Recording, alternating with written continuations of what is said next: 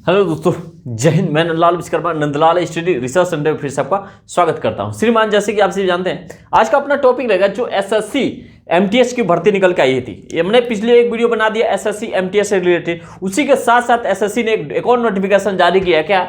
हवलदार के पद पे। क्लियर हुआ? एसएससी एमटीएस के मैंने बता दिया था 8500 करीब में वैकेंसी आई थी। उसका पूरा डिटेल भी बताया था, लिंक के डिस्क्रिप्शन में पिछला वीडियो मिल जाएगा। कुछ इस तरह का डिस्प्ले अपना होम पेज दिखेंगे, जैसे आपको सामने दिख रहा होगा। चलिए ठीक है, खैर ये तो बात हुई एमटीएस की। आज हम इसमें बात करने वाले हैं एमटीएस और उसके साथ साथ बात करेंगे जो हवलदार पोस्ट के लिए फॉर्म अप्लाई स्टार्ट हो गया है 22 मार्च से ही, उसके बारे में डिटेल बात करेंगे। और किसके द्वारा निकाला गया? एसएससी के द्वारा ही। यानी कि एसएससी के द्वारा दो भर्ती एक ही नोटिफिकेशन में निकाला गया, एमटीएस का और हवलदार पोस्ट का। ठीक है, तो इसकी क्राइटेरिया क्या है? कई क्वेश्चन, कई ज्यादा कमेंट देखने को मिले हैं एसएससी एमटीएस वाले में। कमेंट क्या है, जैसे ध्यान दीजिएगा, क्या मैं एमटीएस या फिर हवलदार दोनों पद के लिए अप्लाई कर सकता हूं एक ही रजिस्ट्रेशन? चलिए समझेंगे। सर, एमटीएस और हवलदार का एग्जाम अलग अलग होगा या फिर एक ही एग्जाम होता है? चलिए, मैं बिहार से हूं, मैं मुंबई से अप्लाई कर सकता हूं सर। ठीक है, समझते हैं। हवलदार पोस्ट में मेडिकल भी होता है क्या सर? ठीक है, चलिए समझते हैं। यही डाउट है, यही सब सारे डाउट लेकर आने। पोस्ट रेफरेंस को भी काफी ज्यादा दिक्कत आ रहे हैं। पोस्ट रेफरेंस का मतलब क्या है? मैं बिहार से हूं, मैं अलग स्टेट से रेफरेंस दे सकता हूं या फिर नहीं दे सकता हूं, सारे इस वीडियो में समझने वाले हैं। ठीक है, चलिए शुरू करते हैं। स्वागत है आपका YouTube channel Nandlal study research centre में। पूरा वीडियो देखिएगा, बिल्कुल सारा डाउट आपका क्लियर हो जाएगा। चलिए शुरू करते हैं। दोस्तों ध्यान दीजिएगा, एसएससी ने जो पोस्ट निकाला था हवलदार और एमटीएस भर्ती में, क्लियर हुआ? देखिएगा, एमटीएस की मैं पहले बता दे रहा हूं, टोटल पोस्ट 8500 करीब में लगभग अंदाजा होने वाले हैं संभवतः एमटीएस पद का। क्लियर हुआ? चलिए, अप्लाई डेट 22 मार्च 30 अप्रैल 2022 से, मतलब 22 मार्च से अप्लाई स्टार्ट हो गया है और 30 अप्रैल तक लास्ट डेट होने वाला है, चाहे ये एमटीएस पद के लिए हो या फिर चाहे हवलदार पोस्ट के लिए। क्लियर हुआ? चलिए देखिएगा, जो अप्लाई फीस है जनरल ओबीसी कैंडिडेट के लिए 100 रुपए और एससी और एसटी और या फिर फीमेल कैंडिडेट हो उनके लिए 0 रुपए यानी कि 0 रुपए है। क्लियर हुआ? चाहे एमटीएस का हो या फिर हवलदार का हो। ध्यान दीजिएगा, वही एज में क्राइटेरिया बात करूं, एज के 18 से 25 रहेगा। क्यों? एमटीएस पद के लिए। और वही जो मैं बात करूं हवलदार पोस्ट के लिए, तो रहेगा 18 से लेकर 27। ये मैं अभी आगे बता रहा हूं। ये पहले फिलहाल मैं एमटीएस की बात कर रहा हूं, 18 से 25 एज जो इनमें एज रिलैक्सेशन भी यानी कि छूट भी है। छूट का क्या है? ओबीसी के लिए 3 साल का। ध्यान दीजिए, मैं यहां पे लिख दे रहा हूं 3 वर्ष ओबीसी के लिए 3 वर्ष, और यहीं पे एसटी और एसटी कैंडिडेट के लिए, एससी और एसटी कैंडिडेट के लिए 5 वर्ष का, यानी कि 5 वर्ष का। ठीक है, चलिए 5 वर्ष का यहाँ पे छूट रहेगा। ठीक है, यहाँ पे ये हो गया 5 वर्ष का छूट। अब ये छूट के किसके अकॉर्डिंग में गणना की जाएगी? ध्यान दीजिएगा, काफी ज्यादा डाउट है। कई कैंडिडेट का कमेंट आ रहा है, सर मेरा डेट ऑफ बर्थ इतना है, क्या मेरा हो जाएगा? तो ठीक है, यहाँ देख लीजिए, अगर आपका डेट ऑफ बर्थ 2/1 यानी कि 2 जनवरी 1997 से लेके 1 जनवरी 2004 के बीच में आपका हो डेट ऑफ बर्थ, तो आप इस एमटीएस के लिए फॉर्म अप्लाई कर सकते हो। क्लियर हुआ? और वही इस 1827 है हवलदार पोस्ट के लिए, उसकी क्राइटेरिया अलग अलग है। ठीक है, चलिए 2/1/1997 से लेके 1/1/2004 के बीच आपका डेट ऑफ बर्थ अगर है तो आप एमटीएस पद के लिए अप्लाई कर सकते हो। और उसके अकॉर्डिंग अपना आरक्षण के 3 वर्ष ओबीसी कैंडिडेट के लिए और एससी एसटी के लिए 5 वर्ष। चलिए, तो मैंने पिछले वीडियो में बता दिया, आप वीडियो नहीं देखो, जाकर लिंक डिस्क्रिप्शन में दे दूंगा, जाकर देख लीजिए। सिलेक्शन प्रोसेस का क्या था? एग्जाम होगा पेपर 1 और पेपर 2। ठीक है, पेपर 1 का सब्जेक्ट इधर है, डॉक्यूमेंट वेरिफिकेशन होगा, उसके बाद से फाइनल कट ऑफ मेरिट होगा, वो भी मेरिट जिस स्टेज से रेफरेंस दे रखे हो उसी स्टेज से मेरिट बन जाएगा। ठीक है, चलिए, योग्यता 10वीं पास रहने वाली है, चाहे एमटीएस को या फिर हवलदार पोस्ट का हो। क्लियर हुआ? चलिएगा, जो पेपर की बात कर रहे थे हम लोग, एग्जाम पेपर 1 और पेपर 2 होगा। पेपर की सिलेबस यहां देख लीजिए। देखिए, पेपर 1 होगा जो पहले इंग्लिश 25 क्वेश्चन होंगे और रीजनिंग से 25 क्वेश्चन और मैथ से 25 क्वेश्चन और जीके से 25 क्वेश्चन, यानी कि 25 चौको 100 क्वेश्चन आएंगे 90 मिनट का। ये क्लियर हुआ पेपर 1 के लिए। उसके बाद से जब आप पेपर 1 क्रॉस कर दोगे तो उसका कट ऑफ बनते हुए क्या पेपर 2 के लिए जाओगे। पेपर 2 में क्या हुआ, और एक और बात ध्यान देना है, पेपर 1 में के लिए क्या नेगेटिव मार्क भी है, क्या 1/4 0.25 का, यानी कि अगर 4 क्वेश्चन आप गलत करते हो तो 1 क्वेश्चन काट लिया जाएगा। क्लियर हुआ? चलिए, अब यहां देखिए, पेपर 2 में आप आओगे, पेपर 1 क्वालिफाई करने के बाद मेरिट के बाद पेपर 2 में क्या होगा, 60 ऐसे लिखना पड़ेगा, एक छोटा सा निबंध लिखना पड़ेगा, वो 25 मार्क का रहेगा। और दूसरा क्या होगा, लेटर होगा। एक ही दिन दोनों पेपर होगा ये वाला, और लेटर भी लिखना होगा 22 भाषा में से किसी एक। भारत में पता है आपको 22 भाग 8वीं अनुसूची में संविधान में रखा हुआ है, जो 22 भाषा में से किसी भी आप इसी एक भाषा में से आप लिख सकते हो। अगर छत्तीसगढ़ को छत्तीसगढ़ी भाषा में आपको आ रहा है तो छत्तीसगढ़ी भाषा में लिख दो, 25 मार्क का रहेगा। मिनट कितना रहेगा, 45 मिनट।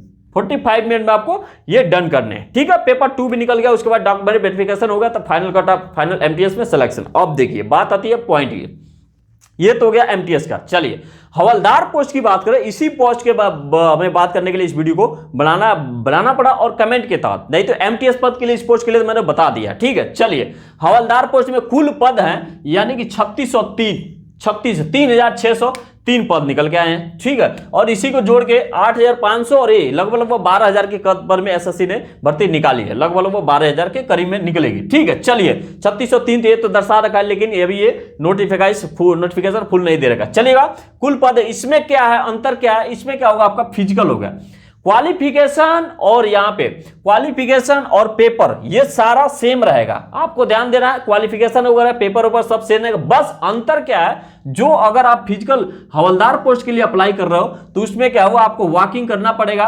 1600 मीटर, किसके लिए, पुरुष कैंडिडेट के लिए 15 मिनट में वॉकिंग। मतलब सिंपल है यार, बताओ 1600 मीटर आर्मी की दौड़ करोगे 4:35 4:25 में मारने वाले कैंडिडेट है, तो यहाँ तो भाई 15 मिनट है। ठीक है, तो सिंपल है, कोई दिन वॉकिंग रेस्ट थोड़ी है, वॉकिंग है, टहलना है, आपको 1600 मीटर कंप्लीट करना है। कौन सा, पुरुष कैंडिडेट के लिए अगर आप हवलदार पोस्ट के लिए अप्लाई कर रहे हो तो। और वहीं फीमेल कैंडिडेट के लिए, फीमेल के लिए है 1 किलोमीटर 20 मिनट में डन हुआ, 1 किलोमीटर 20 मिनट, काफी ज्यादा सिंपल है। चलिए उसके बाद से दूसरा क्या होगा, एक ही दिन पीईटी होगा, जिसको फिजिकल एफिशिएंसी टेस्ट बोलते हैं। ठीक है, शारीरिक परीक्षण दौड़।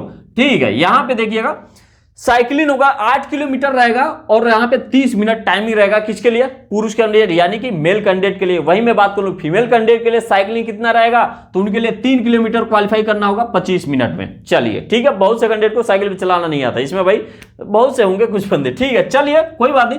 शारीरिक उसी दिन होगा पीएसटी, फिजिकल स्टैंडर्ड टेस्ट, यानी कि शारीरिक माप जिसको बोलते हैं। शारीरिक माप में फीमेल का क्या होगा, जो ऊंचाई मापी जाती है, जो हाइट बोलते हैं 157.5 सेंटीमीटर। इसमें देखिएगा जो आसाम से हैं या फिर गोरखा है या फिर गढ़वाली हैं, ठीक है, इनके लिए क्या होगा, छूट है, क्या कुमाऊं क्या है, या फिर एसटी है बिल्कुल कैंडिडेट, उनके लिए छूट है क्या, 5 सेंटीमीटर का, क्या 5 सेंटीमीटर का। ठीक, 5 सेंटीमीटर यानी कि 152 के करीब में, अगर आसामी हो, गोरखा हो, गढ़वाली हो, 152 सेंटीमीटर 0.5 हाइट हो तो आप आराम से फार्म को अप्लाई कर सकते हैं। यादर जनरल ओबीसी वगैरह के लिए क्या होगा, 157.5 सेंटीमीटर। चलिए 152 सेंटीमीटर का इसका फीमेल कैंडिडेट का रहेगा। अगर उसमें फीमेल में अगर गोरखा हो, गढ़वाली हो, कुमाऊं हो या फिर आसामी हो तो उनके लिए 2.5 का सेंटीमीटर का अंतर रहेगा, यानी कि 152 से 2.5 घटा लो आप। ठीक है, तो 149 से 50 के करीब में अपना अगर हाइट होता है तो आप फार्म को अप्लाई कर सकते हैं। चलिए दूसरी बात कर लें, सीना में फुलाव कितना है मेल कैंडिडेट के लिए, 76 सेंटीमीटर तो नॉर्मल है, 5 सेंटीमीटर एक्सपेंड करके, 76 सेंटीमीटर तो नॉर्मल रहेगा, 5 सेंटीमीटर आपको एक्सपेंड करना होगा, यानी कि 81 सेंटीमीटर तक रहने वाला है लास्ट फुला के। ठीक है,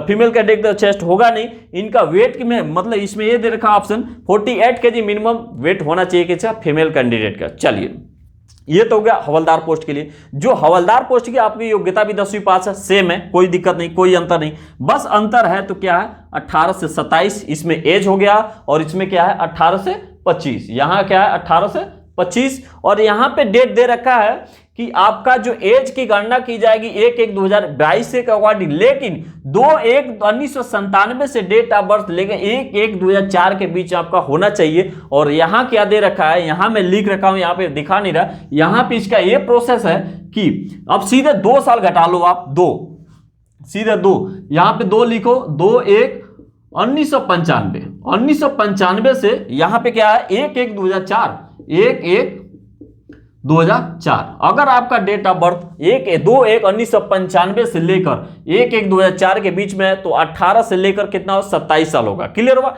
तो आप इस फॉर्म को अप्लाई कर सकते हो, कौन सा, हवलदार पोस्ट के लिए। अब देखिए क्वेश्चन, मेन बात ये आ रही है, क्या एमटीएस या हवलदार दोनों पद के लिए अप्लाई कर सकते हैं? बिल्कुल अप्लाई कर सकते हैं, कोई दिक्कत नहीं। एक ही फीस रहेगा, एक ही एग्जाम पैटर्न रहेगा, एक ही दिन एग्जाम होने वाला है। ठीक है, कैसे, देखिए जब आप फॉर्म अप्लाई करोगे तो एक पोस्ट रेफरेंस का ऑप्शन आएगा।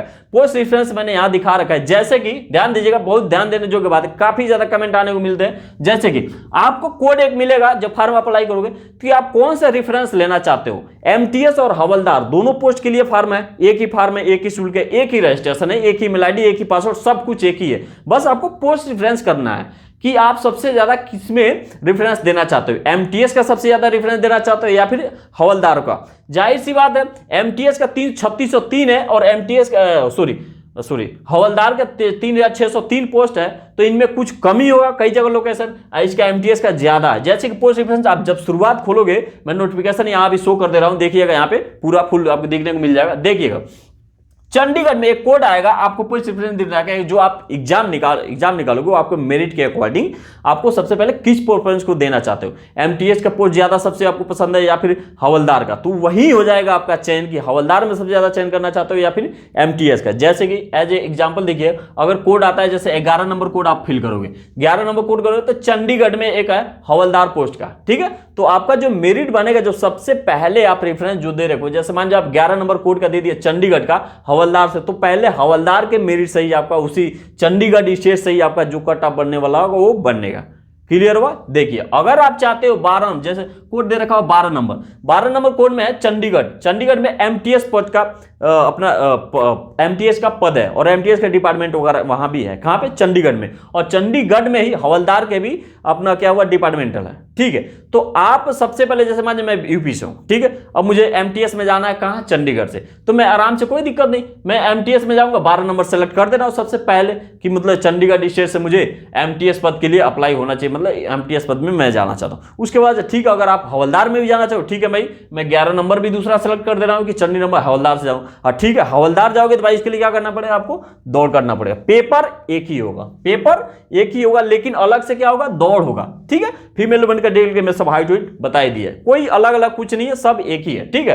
अब वही बिहार से, बिहार में एमटीएस का पद है, ठीक है, एमटीएस का डिपार्टमेंट है, तो 24 नंबर सेलेक्ट कर दो आप, भले यूपी से हो कोई बात नहीं, बिहार मार दो, फिर से यूपी से भले यूपी 25 नंबर सेलेक्ट कर दो, उत्तर प्रदेश एमटीएस में, तो एमटीएस का अपना डिपार्टमेंट मिल जाएगा। उम्मीद करता हूं समझ में आएगा। चलिए ठीक है, आगे क्वेश्चन की दे, सर एमटीएस हवलदार का एग्जाम अलग अलग होगा, बिल्कुल नहीं होगा, सबका एक ही पेपर होगा। बस ये क्या होगा, अगर आप एमटीएस के लिए केवल अप्लाई करते हो तो केवल पेपर ही होगा, और हवलदार के लिए करते हो तो पेपर होगा, उसके साथ साथ वॉकिंग वगैरह सब कुछ होगा। ये क्राइटेरिया पीएसटी और पीईटी का माफ की जाएगी। क्लियर हुआ। चलिए यहां सर मैं बिहार से हूं, मुंबई से अप्लाई कर सकता हूं, जी बिल्कुल कर सकते हैं, क्यों नहीं कर सकते सर आप, जैसे आप भले ही आपका डोमिसाइल बिहार का है, लेकिन ध्यान इसमें देने योग्य बात है, अगर आप मुंबई से कर रहे हो तो मुंबई का जो आप जैसे एमटीएस से डाल दिए, तो एमटीएस से ही जितना जो स्टेट से, जो मुंबई के स्टेट से जो एमटीएस पद से ही जितना कट ऑफ बनेगा, जितना स्टेट वाइज मेरिट जाएगी, आपको उस मेरिट से क्या करना, फाइट करना पड़ेगा, ठीक है। भले ही आप इधर से जनरल हो, ओबीसी, एससी, एसटी कर लो, कोई भी, आप उस स्टेट के अकॉर्डिंग आपको क्या करना, फाइट करना पड़ेगा। उम्मीद करता हूं समझ में आएगा, ठीक है। चलिए सर हवलदार पोस्ट में मेडिकल भी होता है क्या, हवलदार पोस्ट में देखिए या फिर एमटीएस पोस्ट में मेडिकल की कोई प्रावधान अभी नोटिफिकेशन में नहीं दिया गया, अगर देता हूं मैं तुरंत लिंक अपना एक वीडियो बना के डाल दूंगा शॉर्ट, ठीक है। तो अभी भी कोई ऐसा कोई सिचुएशन या फिर कोई ऐसा प्रावधान नहीं है कि जो इसमें दिखा रखा हो कि मेडिकल होगा या फिर नहीं, अगर होता तो मैं तुरंत शो करता यहाँ पे, ठीक है। चलिए काफी ज्यादा उम्मीद करता हूं कमेंट शो हो गए। एक बार और रेफरेंस के बारे में बता रहा हूं, अगर आप आपको इधर भी लिस्ट में दिख भी रहा होगा, इधर बगल में डिस्प्ले पे हमारे, कि जैसे कि यहाँ पे जैसे शो दे रखा है 11 नंबर का चंडीगढ़, ठीक है, 12 नंबर अपना चंडीगढ़ जैसे यहाँ पे एमटीएस का, ठीक है, ऐसे 24 नंबर यूपी, ऐसे काफी 72 पोस्ट है अपना, 72 अपना अलग अलग रेफरेंस देना होता है, लगभग सबको भर देना, लेकिन जो शुरुआत के 4 5 6 1 2 3 4 5 नंबर है रेफरेंस देना, वो आपको सोच समझ के देना है। अगर आप यूपी है, जैसे आपको लोकेशन चूज करना है कि आप कहाँ, जब पेपर निकलने के बाद जब सिलेक्शन होगा कहाँ जॉब करना चाहते हो, पोस्ट रेफरेंस करना चाहते हो। अगर आप यूपी से हो, भले तमिलनाडु में चेंज करें, तो वहां हिंदी बोलनी आपके लिए दिक्कत हो जाएगी, ठीक है। तो आप जैसे यूपी को हो भाई, कलकत्ता वगैरह, दिल्ली, मुंबई, राजस्थान, गुजरात, आसपास के क्षेत्र में आपको क्या करते हो, आप यूपी ये सब में क्या करते हैं, पूर्ण रेफरेंस दे सकते हैं, चाहे एमटीएस को या फिर हवलदार को। उम्मीद करता हूं समझ में आएगा। चलिए ठीक है दोस्तों, वीडियो अच्छा लगा लाइक से सब्सक्राइब जरूर कीजिएगा। एक दोबारा एक वीडियो बनाना पड़ा मुझे, क्योंकि इसमें काफी ज्यादा कमेंट आए थे, ठीक है। तो उम्मीद करता हूं कोई भी दिक्कत हो, कोई कमेंट हो, आप कमेंट में बॉक्स में देगा, डायरेक्ट कमेंट कीजिए, मैं आंसर उत्तर दूंगा। लिंक पूरा एमटीएस वाला नहीं देखो तो लिंक डिस्क्रिप्शन में जाकर देख लिया। और संविधान का भी चैप्टर शुरू हो गया, बीएसएफ ट्रेनमेंट की फिजिकल तुरंत अभी रेगुलर तैयारी करते रहो, आगे जीवन में बता दूंगा, ठीक है, घबराने की जरूरत नहीं है। तो मिलते हैं नेक्स्ट वीडियो में, ओके। जय हिंद। वीडियो लाइक से सब्सक्राइब जरूर कीजिएगा। मिलते हैं नेक्स्ट वीडियो, ओके। जय हिंद, वंदे मातरम।